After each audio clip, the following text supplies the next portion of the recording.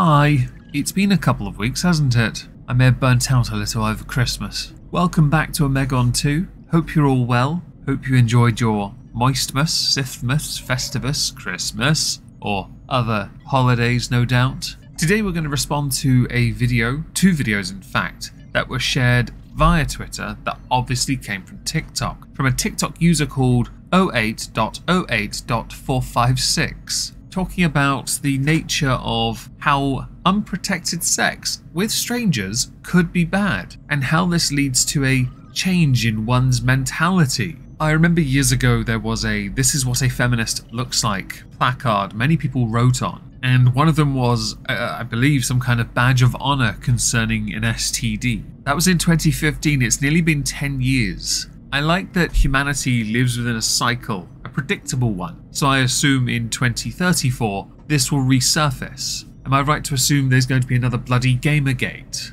Or maybe there'll be new Skeptic clones that will all drop off. Oh, that'll be original. Anyway, the first video was tweeted by Memology. Yep, 101. Moron finds out having unprotected sex with strangers is bad. Okay. Today, my whole life could change, and I'm scared.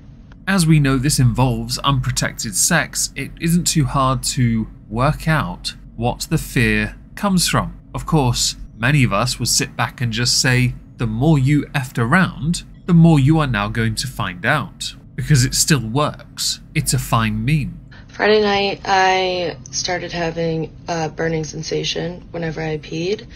Typically, that is a telltale symptom of a urinary tract infection. Women, generally, are more familiar with this than men, and they are incredibly common. If you'd like to find a solution to this, and being the super duper doctor type that I am, I highly recommend you take action in a similar manner to the person who decided to use Veet on their genitals. If you've seen the Amazon review that I'm desperately trying not to laugh at while talking about, I would recommend ice cream. Any flavour will do. Or did you accidentally get chili on your finger and, well, rest is fairly self-explanatory, isn't it?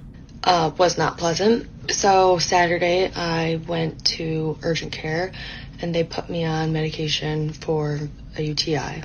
So I started the UTI medication on Sunday, and then that night I noticed that my right lymph node in my groin was swollen.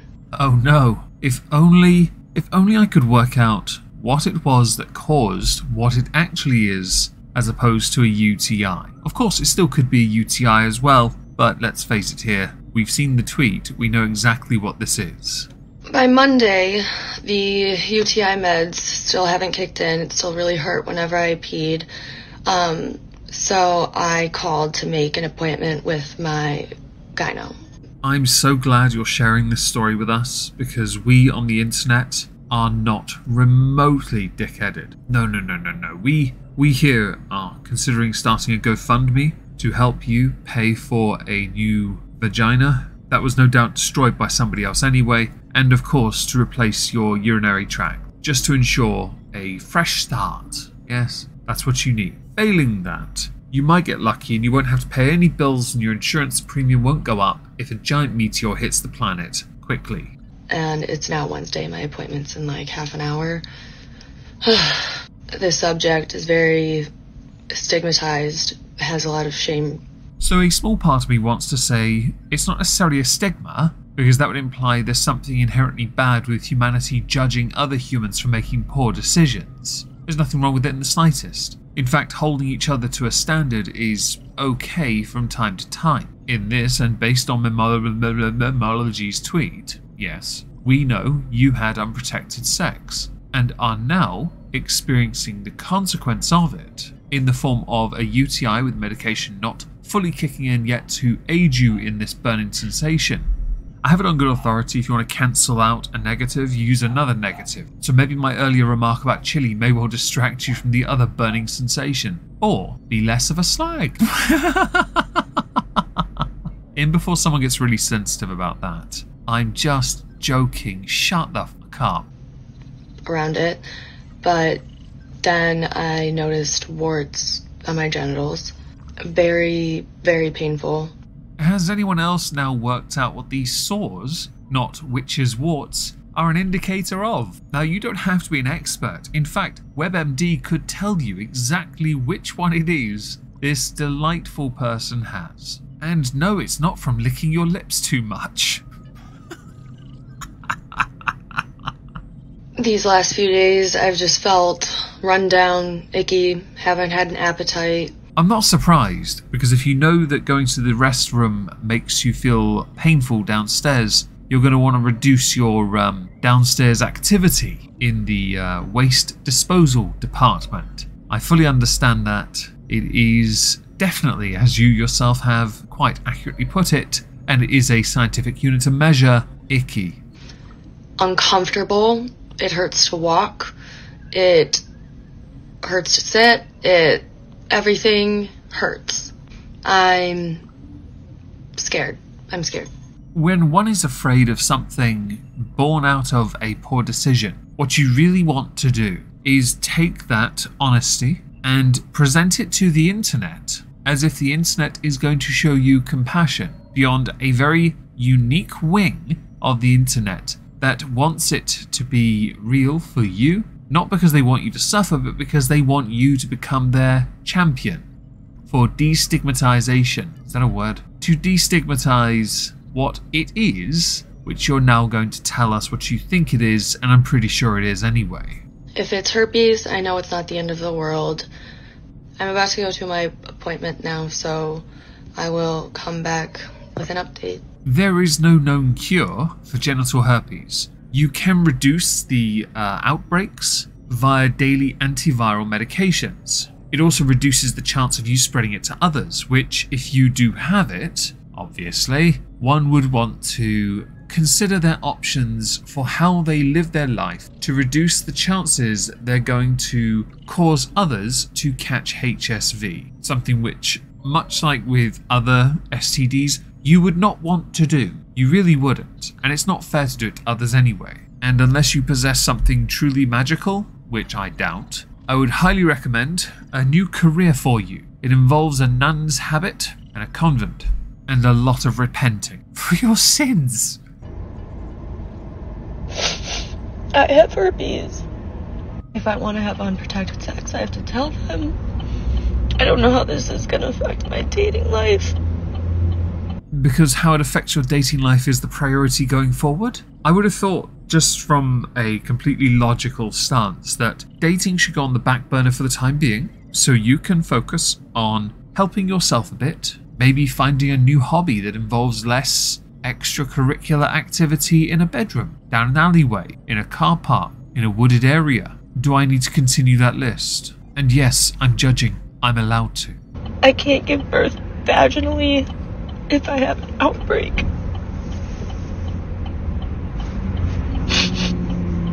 Now that's fascinating, because I didn't know that. It's a shame you didn't lead with that first, as opposed to, oh my god, my dating life. To those of you wonderful people watching, do forgive my complete lack of empathy. Turns out, I don't care. I'm just going to point because this video sets up a second. We do love a good sequel, you know. I don't know.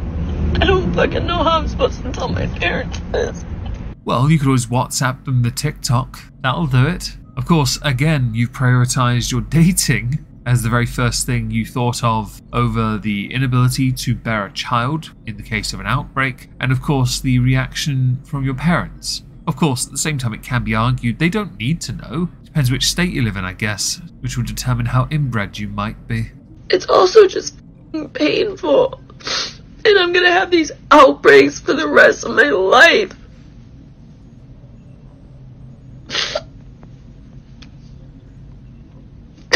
I feel like my parents are going to be so disappointed in me. Do you think they'll be more disappointed you have herpes? Or do you think they'll be more disappointed to find out their daughter's been a bit easy? Or do you think that they might be good parents and support you and sign you up for, a place with the nuns? Video number 2 was tweeted out with the caption by Mary Rar. I felt really bad for this girl, but checked her profile and now she's a herpes destigmatization advocate and is trying to educate people on why incurable STDs aren't actually a big deal, and how anyone who disagrees is an insecure loser. Also, she's still having casual sex. Lol. Replying to the comment, the stigma needs broken. Proud of you for sharing. Well, this should be exciting, shouldn't it? Good morning. Oh God. I have I need to fix my voice. NBC reached out to me, so I have an interview with them in 20 minutes. I would like to try and pretend that I'm a little surprised, but it is NBC. I don't hold much stock in the quality of the coverage produced by the likes of NBC. I will say virtually the same for every major news outlet in the world, except for my own, of course.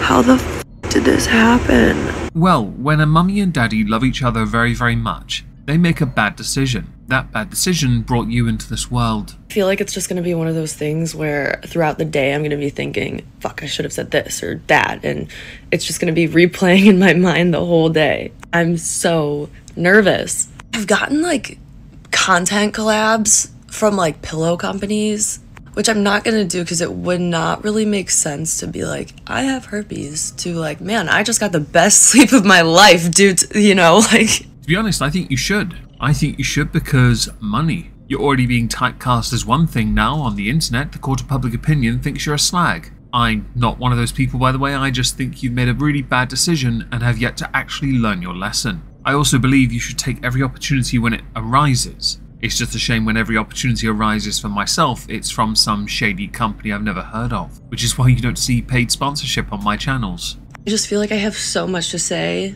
and I don't want to forget. I'm so nervous. Okay, I'll let you know how it goes after. Okay, yeah, no, that went really well. For some reason, I went on a tangent about Big Mouth. I don't even know. I was just I was watching Big Mouth last night, and Big Mouth talks a lot about your sexual journey and obscure topics that you don't really think of. And if they did an episode about STDs or whatever, it wouldn't be such a taboo topic. I have no doubt a form of social anxiety played a part in your discussion of whatever that mouth thing was. Just the thing though, you mentioned taboo. It's not that it's taboo, it's that, as you called it in the very first video, icky. People don't want to catch it, so they need to be told you have it, which in turn will negatively impact your potential suitor pool, as it were. You are trying to treat those that have an STD as if they are by society a leper.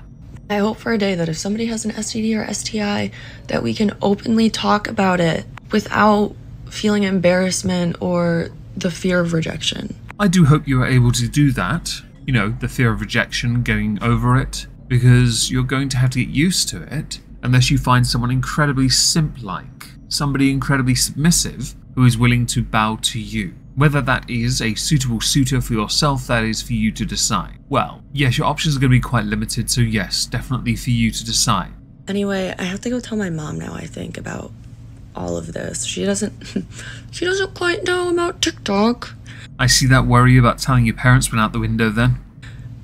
Or the interview, so I don't know how she'll feel about that, but we'll see. I would put money on it that after giving you reassuring words, the moment the phone was hung up, she looked herself in the mirror and said, I failed. But we'll get to your parents' response, and yes, I know I sound a bit callous, but we'll get to why soon. Alright, so I talked to my mother, and the initial reaction was to be expected, which was shock.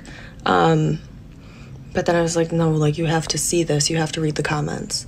And she was like, I don't know why you think I'm gonna be disappointed in you. You're an adult, you can make your own decisions. And she was like, I'm gonna support you, but you have a voice now, you have a platform, and you have to be careful. You don't wanna spread any misinformation. You need to get your facts straight, you need to educate yourself. I thought that I was just talking to a void that would go nowhere. I feel like I've done such a minuscule part in this. This video would not be what it is if it wasn't for you guys and your comments and sharing your stories. I'm not sure this is a hill many would be willing to die on, as it were. Something to fight for, to allow for society to evolve to its next stage by destigmatizing the icky. But I could be wrong. Do let me know in the comments what you think.